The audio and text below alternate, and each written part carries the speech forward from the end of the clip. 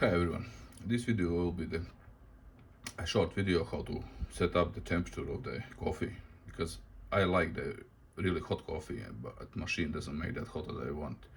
So, and I believe it's set up on the a medium hot, and I will show you shortly how to set up the temperature.